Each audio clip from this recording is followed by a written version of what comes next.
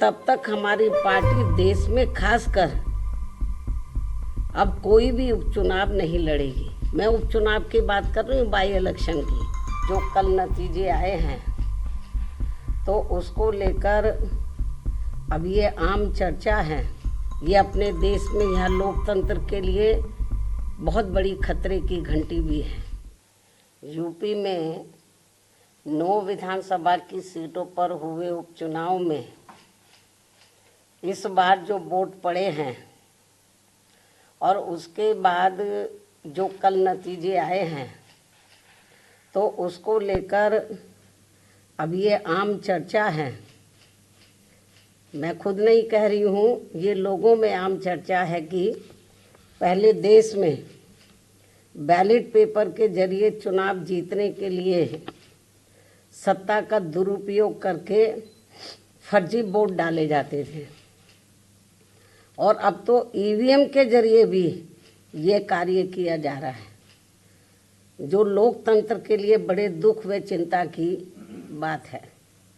इतना ही नहीं बल्कि देश में लोकसभा व राज्यों में विधानसभा आम चुनाव के साथ साथ खासकर उपचुनावों में तो अब ये कार्य काफ़ी खुलकर किया जा रहा है और ये सब हमें हाल ही में हुए यूपी के उपचुनाव में काफ़ी कुछ देखने के लिए मिला है। और इस बार महाराष्ट्र स्टेट में विधानसभा के हुए आम चुनाव में भी इसको लेकर काफ़ी आवाज़ें उठाई जा रही हैं। ये अपने देश में यह लोकतंत्र के लिए बहुत बड़ी खतरे की घंटी भी है। ऐसी स्थिति में अब हमारी पार्टी ने ये फैसला लिया है कि जब तक देश में फर्जी वोटों को डालने से रोकने के लिए देश के चुनाव आयोग द्वारा कोई सख्त कदम नहीं उठाए जाते हैं तो तब तक हमारी पार्टी देश में खासकर अब कोई भी उपचुनाव नहीं लड़ेगी। मैं उपचुनाव की बात कर रही हूँ, बाई इलेक्शन की। तो तब तक हमारी पार्टी देश में खासकर अब कोई भी उपचुनाव नहीं लड़ेगी।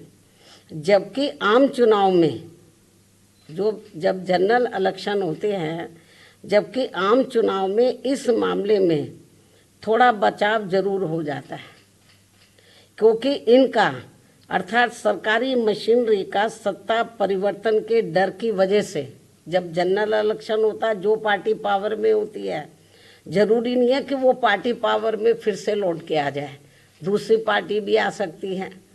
तो फिर वो जो सरकारी मशीनरी है वो थोड़ा घबराती है।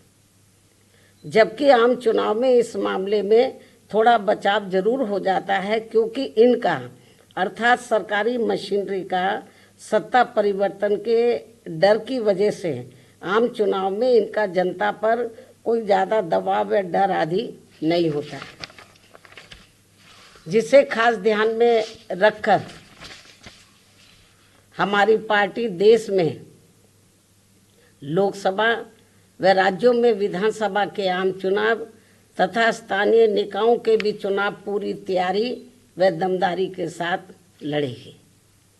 इसके साथ ही यहाँ मैं ये भी कहना चाहती हूँ कि यूपी में सन 2007 में बीएसपी की अकेले ही पूर्ण बहुमत की सरकार बनने के बाद से कांग्रेस, बीजेपी व इनके समर्थक सभी जातिवादी पार्टियां ये सोचकर काफ़ी घबराने लगी थी कि यदि बीएसपी केंद्र की सत्ता में आ गई तो फिर बाबा साहब डॉक्टर भीमराव अंबेडकर का व इनके अनुयायी रहे मान्यवर श्री कांशीराम जी का भी हर मामले में अधूरा रहा सपना जरूर साकार हो जाएगा, जिसे रोकने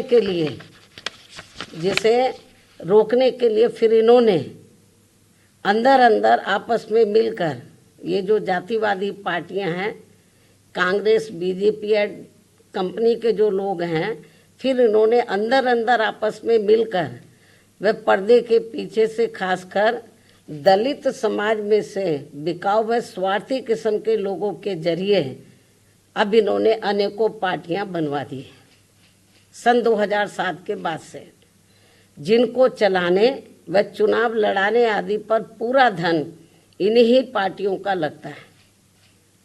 तभी ये पार्टियां कई कई दर्जन गाड़ियों को साथ में लेकर चलती हैं। और अब तो ये हेलीकॉप्टर व प्लेन से चुनावी दौरा भी करते हैं। ऐसी लोगों में ये आम चर्चा है। जबकि हमारी पार्टी बीएसपी इसके लिए पार्टी के लोगों से बीएसपी सदस्यता आदि के जरिए अपना खर्चा खुद उठाती है। यहाँ ये भी गंभीरता से सोचने की बात है। और इतना ही नहीं, बल्कि फिर ये विरोधी पार्टियाँ अपने राजनीतिक लाभ के लिए उनके हिसाब से उनसे उम्मीदवार खड़े करवा के अब बीएसपी को कमज़ोर करने में लगी है। इसके साथ ही अब तो इन बिकाऊ व स्वार्थियों को मजबूती देने के लिए अब ये विरोधी पार्टियां अपना खुद का भी वोट ट्रांसफ़र करवा के इनके हर राज्य में 1-2 एमपी व एमएलए भी जितवा कर भेज रही है। इसलिए ऐसे सभी बिकाऊ व स्वार्थियों की पार्टियों को अब अपने भोले भाले दलितों, आदिवासियों, अन्य पिछड़े वर्गों व अक़लियतों को भी अपना एक भी वोट देकर खराब नहीं करना है। ये सब हमें अभी हाल ही में हरियाणा, महाराष्ट्र, झारखंड के हुए विधानसभा आम चुनाव के साथ साथ यहाँ उत्तर प्रदेश में भी 9 विधानसभा की सीटों पर हुए उपचुनाव में काफ़ी कुछ देखने के लिए मिला है।